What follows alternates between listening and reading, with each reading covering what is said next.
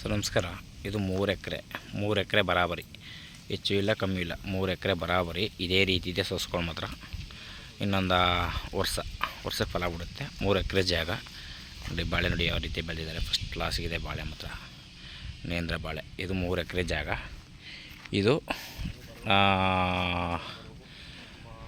ನಗರ Gundlupet NH ಇಂದ 200 metre ಜಾಗಕ್ಕೆ. 200 metre ಆಗಲ್ಲ. ನಗರ ಗುಂಡ್ಲುಪೇಟೆ NH ಇಂದ 200 ಮೀಟ್ರ್ ಆಗಲ್ಲ ಜಾಗಕ್ಕೆ. 200 ಮೀಟ್ರ್ ಆಗಲ್ಲ ಜಾಗಕ್ಕೆ. ಚೆನ್ನಾಗಿದೆ ಜಾಗ ಮಾತ್ರ, ಫಸ್ಟ್ ಕ್ಲಾಸ್ ಜಾಗ.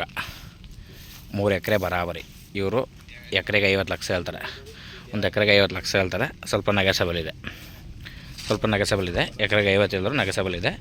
ಆಮೇಲೆ ಹೈವೇಯಿಂದ ಬರೀ 200 ಮೀಟ್ರ್ ಅಷ್ಟೇ. 200 ಮೀಟ್ರ್ ಆದ್ರೂ 40 ಅಡಿ ರಸ್ತೆ. 200 ಮೀಟ್ರ್ ಆದರೂ 40 ಅಡಿ ರಸ್ತೆ ಇದೆ.